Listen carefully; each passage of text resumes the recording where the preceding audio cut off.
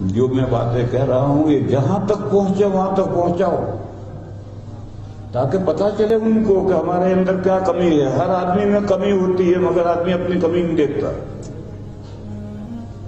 دوسری بہت بڑی کمی یہ ہے، جب حضرت مولانا الیاس صاحب رحمۃ اللہ علیہ نے یہ تبلیغ کا کام شروع کیا تو 6 نمبر یعنی 6 باتیں انہوں نے تجویز کی تھی کہ جماعتوں کو یہ ان 6 باتیں سکھلاؤ، 40 دن کے اندر یہ 6 باتیں سکھلاؤ۔ کلمہ طیبہ، پہلے تو لوگوں کو کلمہ ہی نہیں معلوم تھا۔ میری قوم، میرے دادا سے اوپر کوئی کلمہ ہی نہیں جانتا تھا، یہ میواتی کلمہ ہی نہیں جانتے تھے۔ تو سب سے پہلے تو کلمہ پڑھاؤ، کلمہ صحیح کراؤ، پھر اس کے بعد میں اکرام مسلم، مسلمان ہے تو اس کی رسپیکٹ کرو، تبھی تو قریب آئے گا۔ اگر رسپیکٹ نہیں کرو گے دور بھاگے گا۔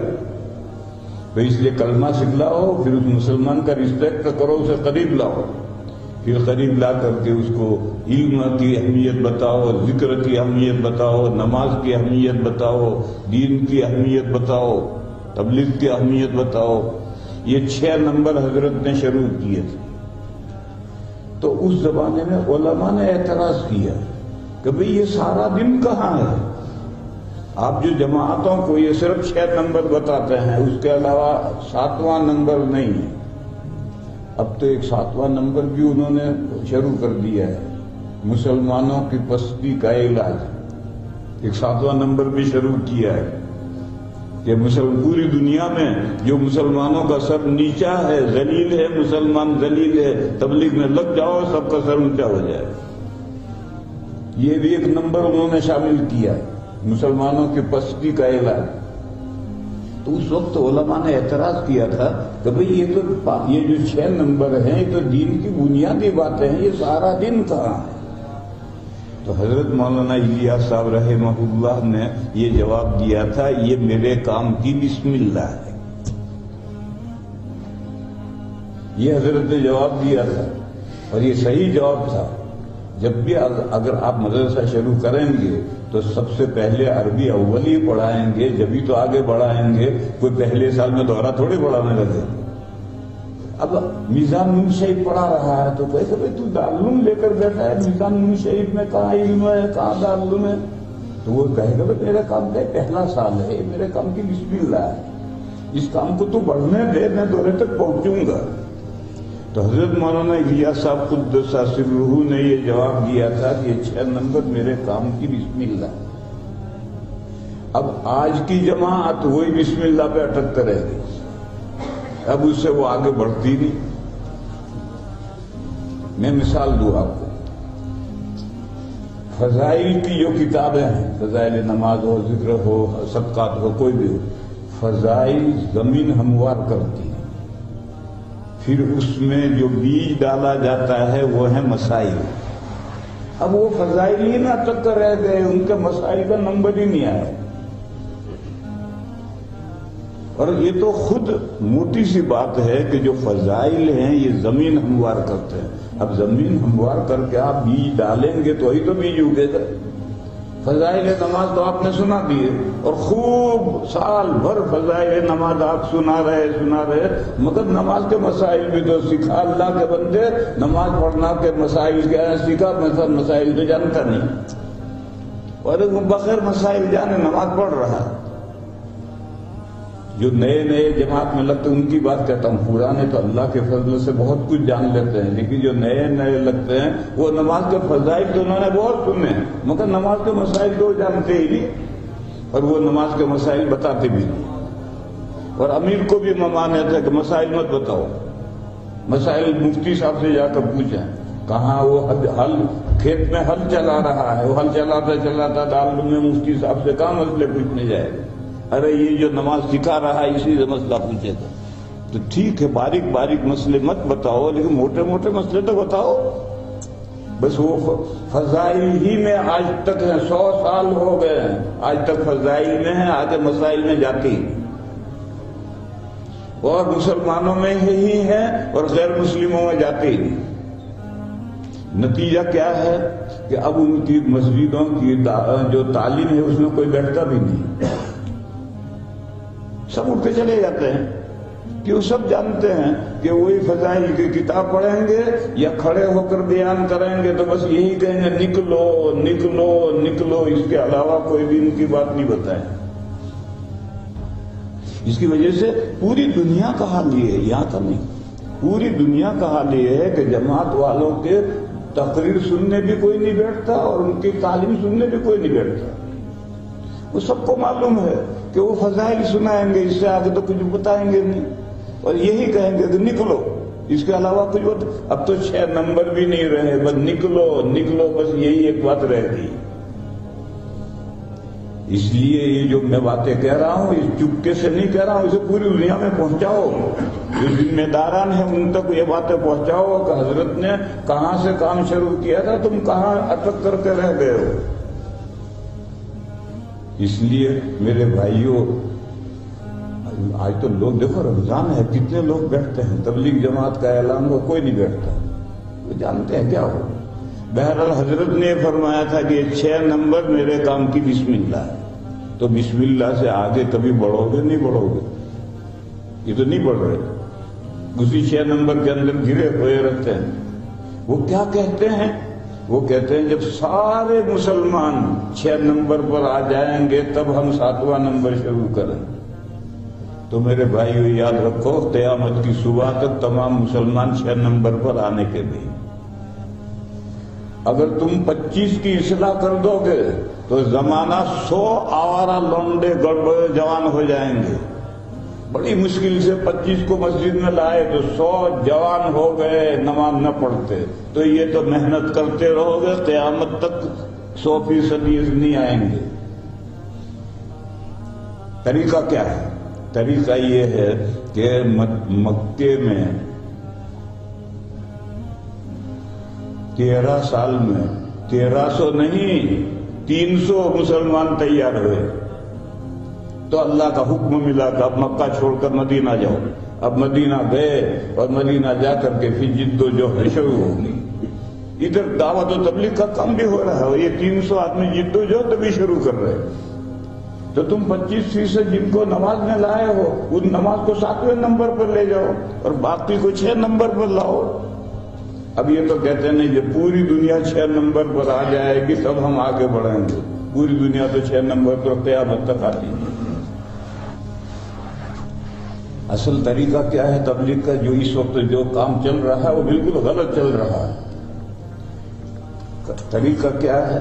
तरीका ये है कि एक जमात बनाओ 10 आदमियों की जो दीन बिल्कुल नहीं जानते, इसमें एक मौलाना साहब है, इनको अमीर बनाओ और इनसे ये कहो कि इसे ये 10 आदमियों की जमात लेकर के 40 दिन मस्जिदों में रूट बता दो, इस मस्जिदों में घूमो और दीन की बुनियादी बातें इनको समझाओ, जो 6 नंबर है उनको समझाओ। फिर जब वो ये 40 दिन के बाद आए तो इनको इम्तिहान लो। कारगुजारी सुनने का मतलब ये है कि भाई अतहिया सुना, भाई दुरूद शरीफ सुना, भाई सना सुना, ये कारगुजारी है। ये तो एक खड़ा होता है कि हमने फला जगह गए, दावतें खाई और खूब मिले और घूमे फिरे और आ गए, इसका नाम कारगुजारी, इसका नाम कारगुजारी नहीं। ये जो 10 तालिब इल्म दिए थे इनको पढ़ाने के लिए, हर एक से कारगुजारी सुनो, तहिया तू सुना, सना तू सुना, दुरूद शरीफ तू सुना, नमाज जोहर में कितनी रकातें हैं, पहले कितने सुन्नतें हैं, बाद में कितनी सुन्नतें हैं, ये कारगुजारी सुनना है। अब ये तो सुनते नहीं, कोई दिन 40 दिन में दीन सीख कर आए या नहीं आए पता ही नहीं। मैं देवबंद में हूं, मेरे पास जमात है, काम करते जब फारिग होती तो आती, तो बिल्कुल डांगा मुंडा है। मैं पूछता हूं जमात में वक्त लगा कर आए या जा रहे हो? कहने वक्त लगा कर आए। तो मैं कहता क्या तू वक्त लगा कर आया, तेरी दाढ़ी तो आई नहीं। 40 दिन के अंदर उसको इतना तबीयत पर असर नहीं पड़ा कि वो दाढ़ी छोड़ दे, तो क्या कितने वक्त लगाए, घुमा फिरा। अफ्रीका के मौलवी आते हैं, मदरसों के फारिग, वो भी दारुल आते हैं, तो 10-12 आए। मैंने पूछा कौन से मदरसे के पढ़े हुए? का आजादिल के पढ़े हुए हैं, जकरिया के पढ़े हुए। अच्छा, कितने दिन हो गए? जब साल लगाने चले, कितने दिन हो गए? कहले 8 महीने हो गए। کہ اچھا 8 مہینے ہو گئے، کتنا خرچ کیا تم نے ذرا گناؤ؟ تو وہ حساب کر کے گناتے ہیں کہ 35,000 خرچ کیا، 8 مہینے میں 35,000 خرچ کیا ہے، کرایہ بھی آنے جانے کا کرایہ بھی لگتا ہے۔ پھر میں پوچھتا ہوں کہ 8 مہینے میں تم امیر بن کے چل رہے ہو یا مامور بن کے چل رہے ہو؟ تو کہتے ہیں کہ مامور بن کے چل رہے ہیں۔ تو میں نے کہا ڈوب مرو، تم مولوی ہو، ایک چلے کے اندر تمہارے اندر اتنی ایبیلٹی پیدا ہونی چاہیے کہ تم جماعت لے کر جاؤ۔ تم 8 مہینے سے سارے ساتھ چل رہے ہو اور مسجدیں پیپسیاں پیتے ہو اور پڑے رہتے ہو اور کیا کرتے ہو؟ یہاں یہ افریقہ کے مولویوں کی جماعت آئے گی تو مسجد میں پیپسی کی بوتلوں کا ڈھیر ہوگا، کیونکہ اس پیپسی کے بغیر تو وہ زندہ رہ نہیں سکتے۔ تو 8 مہینے ہو گئے، مولوی ہے، ایک چلہ تو اس کی تربیت کے لیے چاہیے، ایک چلے کے بعد میں اسے 10 آدمیوں کی جماعت سپرد کرو کہ یہاں روٹ پر لے جاؤ اور 40 دن میں ان کو دین سکھا کے لا، اور 40 دن کے بعد آئے گا ہم کارگزاری سنیں گے کیا سکھا ہے تم نے۔ یہ تو 8 مہینے سے 12-13 مدرسوں کے فضلہ ساتھ گھوم رہے ہیں، ساتھ گھوم رہے ہیں ابھی تک اس کے، اور پھر ان کا امیر جو ایک جاہل ہے، ان 13 فضلہ کا جو امیر ہے وہ جاہل ہے، اور یہ 13 مدرسوں کے فارغ ہے، وہ 8 مہینے سے گھوم رہے ہیں۔ تو میں نے ان سے کہا ڈوب مرو، تم مولوی ہو، 8 مہینے میں بھی تم معمور بن کے چل رہے ہو، ابھی بن کے چلنے کی صلاحیت نہیں پیدا ہوئی۔ رہ گئی رسم ازا، روح بلالی نہیں رہی، کام رہا نہیں ہے، کام لینے کا طریقہ کچھ نہیں رہا۔ اس لیے میرے بھائیوں ڈیوائیڈ کرنا ضروری ہے۔ 6 نمبر پر لائے، 6 نمبر پر جو آ گئے اب ان کو آگے بڑھاؤ۔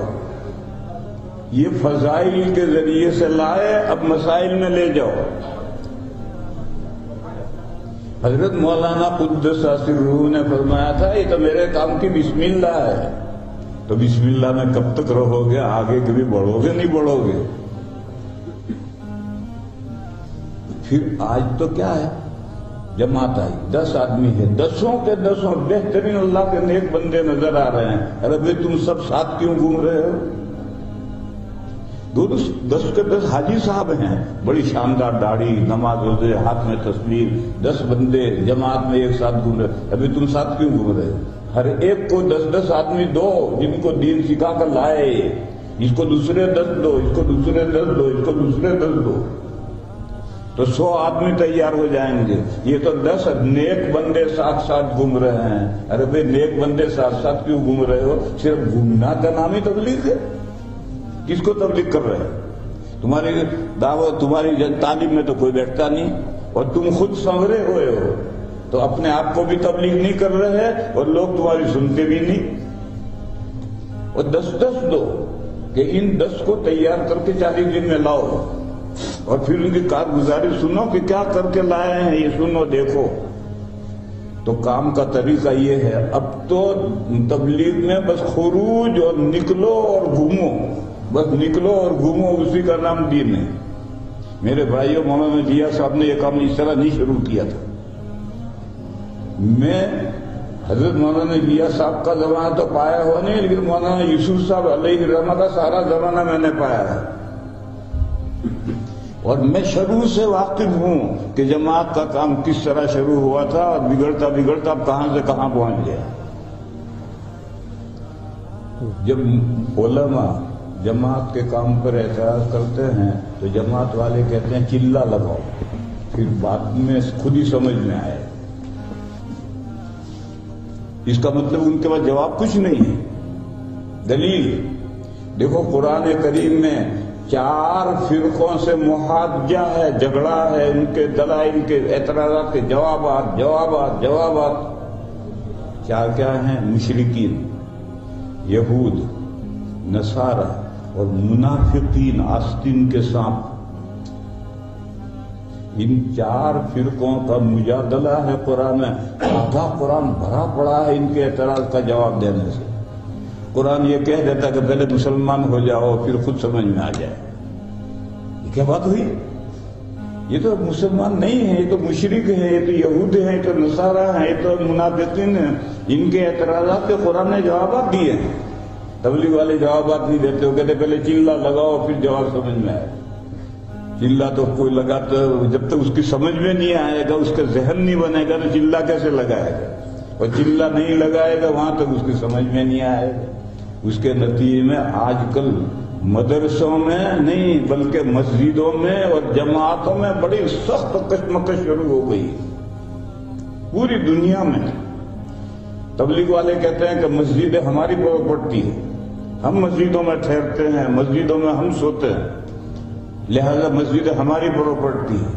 اور امام صاحب کہتے ہیں میں امام ہوں، مسجد میری پراپرٹی۔ یہ جھگڑا شروع ہو گیا اس وقت پوری دنیا میں، یہ جھگڑا شروع ہو گیا ہے کہ تبلیغ والے کہتے ہیں مسجدیں ہماری ہیں، مسجدوں کی ہماری پراپرٹی ہماری چلے گی۔ امام کہتا ہے مسجد کا امام میں ہوں، میری چلے گی۔ یہ جھگڑا بہت آگے بڑھ گیا ہے، یہاں تو اس ملک میں تو نہیں ہے، ہندوستان میں تو بہت آگے بڑھ گیا ہے۔ تو خیر یہ تو بات دوسری طرف گئی۔ میں تو یہ کہہ رہا تھا کہ یہ تبلیغ ہے، یہ ایلڈر کی تعلیم ہے، بڑی عمر کے لوگوں کی تعلیم اور دعوت۔ جو غیر مسلم ہیں ان کو بھی جو دین کی طرف بلانا ہے، بڑی عمر کے لوگوں کو دین کی طرف بلانا ہے، یا بڑی عمر کے لوگوں مسلمانوں کو دین کو سکھانا ہے، تو اس کے لیے یہ جماعت ہے دعوت و تبلیغ۔ دعوت دائیں ہاتھ پر ہے اور تبلیغ بائیں ہاتھ پر ہے، دونوں کام الگ الگ نیزے پر ہوں۔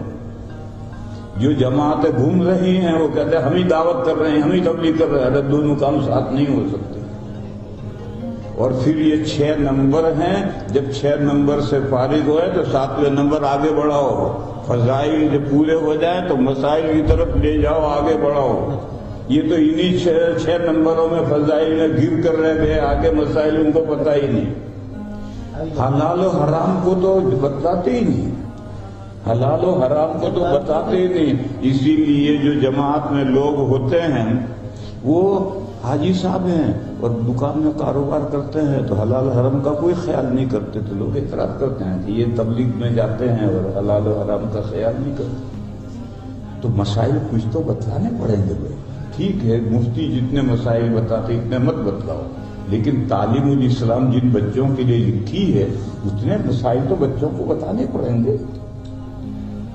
سارا در مختار جتنے مسائل مت بتاؤ، لیکن جو بچوں کے لیے تعلیم الاسلام لکھی ہے تو اتنے مسئلے تو بچوں کو بتانے پڑیں گے۔ تو جو جماعت میں 40 دن کے لیے نکلے گا اور وہ ایک چلہ دیا، 2 چلے دیے، 6 نمبر سیکھ گیا، تو اب اگلے چلے میں اسے مسائل سمجھاؤ، اور تعلیم الاسلام جتنے مسائل سمجھاؤ سارے مت سمجھاؤ۔ بہرحال کام بگڑ گیا ہے۔ جو میں باتیں کہہ رہا ہوں یہ جہاں تک پہنچے وہاں تک پہنچاؤ، تاکہ پتہ چلے ان کو کہ ہمارے اندر کیا کمی ہے۔ ہر آدمی میں